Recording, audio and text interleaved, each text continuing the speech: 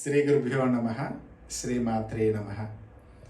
మా అమ్మ శ్రీ రాజశ్యామల యొక్క పరిపూర్ణమైనటువంటి అనుగ్రహం మనందరి మీద ఉండాలని మనస్ఫూర్తిగా కోరుకుంటూ ఈ రోజున మనం తెలుసుకోవాల్సినటువంటి ఒక విషయం, కామాఖ్యాదేవి. ఎక్కడ ఉంది ఈ కామాఖ్య దేవత? ఈ కామాఖ్య అమ్మవారు అస్సాం గువాహతిలో ఉన్నది. ఈ గువాహతిలో దశ మహావిద్య స్వరూపమైనటువంటి కామాఖ్యగా విరాజిల్లుతూ ఉన్నది. అష్టాది శక్తిపీఠాల్లో యోని భాగం పడేటటువంటి ప్లేస్ అని కూడా చెప్పబడుతున్నది. జన్మరాహిత్యము కలిగినటువంటి యోని ప్లేస్లో ఎంతోమంది తపస్సు చేశారు. ఋషులు, మహర్షులు, తాంత్రికంగా, తంత్రంగా, అఘోరాలు, నాగాలు, రకరకాలమైనటువంటి ఏ ఉపాసన చేసినా అక్కడ సిద్ధి దొరుకుతున్నది అనేది ఎన్నడో చెప్పబడుతూ ఉన్నది. అలాంటి కామాఖ్యాన్ని ఈ రోజున చాలామంది వెళ్ళి దర్శనం చేసుకొని వారికి ఉన్నటువంటి కోరికలు ఏవైతే ఉన్నాయో అమ్మవారికి విన్నవించుకొని వారికి అవకాశం ఉన్నంత వరకు అక్కడ బలి కార్యక్రమం, పంచబలిలన్నీ కూడా చేయించుకుంటూ ఉన్నారు. చాలా చాలా సంతోషం. ఆ అమ్మ కామాఖ్య మనందరికీ ఎప్పుడూ అనుగ్రహం ఇవ్వాలని మనస్ఫూర్తిగా కోరుకుంటూ ఉన్నాను. కానీ ఆ కామాఖ్య దేవత మీద చాలామంది రకరకాలుగా చెప్తున్నారు. వాళ్ళ జ్ఞానానికి సంబంధమైనటువంటి వాళ్ళ గురువులు చెప్పింది ఏది ఇది మంచిది, ఇది చెడుదని ఏమీ లేదు. కానీ మనం వెళ్తున్నప్పుడు అది ఎలాంటి తత్వాన్ని గోచరిస్తూ ఉన్నది, ఆ శక్తి ఎలాంటి ప్రేరణకి కలిగి ఉన్నది అనేది మనం తెలుసుకొని ఆ సాధనా మార్గంగా అమ్మవారిని అక్కడ ఆరాధన చేసినట్లయితే అమ్మ అనుగ్రహం మనందరి మీద ఉండి కలియుగంలో అనేక రకమైనటువంటి ఈతి బాధలు పడుతున్న వారందరికీ కూడా ఉపశమనం కలిగించేటటువంటి దేవతలే ఈ దశమహావిద్య దేవతలని చెప్పబడుతున్నది.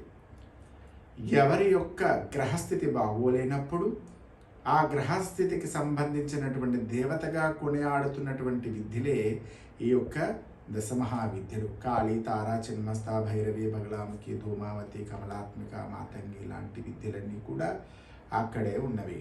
అందువలన ఆ యొక్క కామాఖ్య అమ్మవారిని పంచమకారాలుగా ఉపాసన చేసే వాళ్ళు ఉన్నారంటే కౌల మార్గంలో, వామ మార్గంలో దేవతని ఉపాసన చేయడం వల్ల అపారమైనటువంటి రజోగుణ శక్తిని ప్రేరేపింపబడి ఆ యొక్క దేవత మనకి అనుగ్రహించబడుతున్నది. కామాఖ్య దేవత అంటే కోటి కోరికలు తీర్చేటటువంటి శక్తి.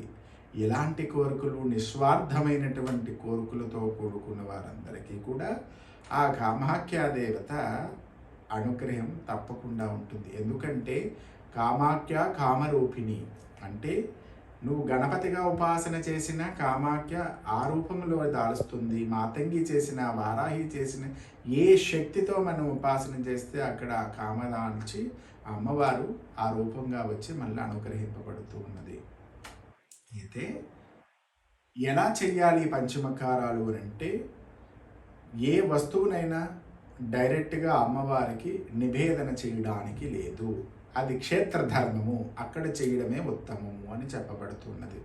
అంతేగాని కామాఖ్యలో పంచమకారాలు చేస్తారు, ఇంకొకటి చేస్తారని చెప్పి అది కుల ధర్మానికి విరుద్ధంగా, అంటే కవులు చేసేటటువంటి విధానము, వాములు చేసేటటువంటి విధానములు కూడా ఆ వాళ్ళ గురు పరంపర ఏదైతే ఉందో ఆ ప్రకారంగా చెయ్యకుండా మన రకరకాల హైదరాబాద్ కానివ్వండి, విశాఖపట్నం కానివ్వండి, ఎక్కడైనా కూడా ఇష్టం వచ్చినట్టు ఈ పంచమకారాలతో హోమం చేయడం వలన ఈ విద్యంతా కూడా రహస్యప్రోక్తంగా అతి రహస్య యోగిని, గుప్తతర యోగిని అని చెప్పబడుతున్నటువంటి విద్య.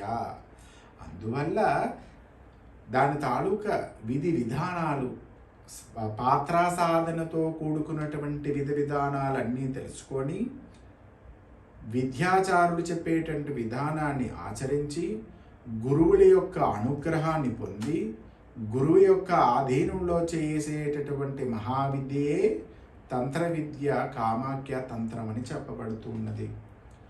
ఈ పంచమకారాలు వాడేటటువంటి అవశ్యము ఉన్నది.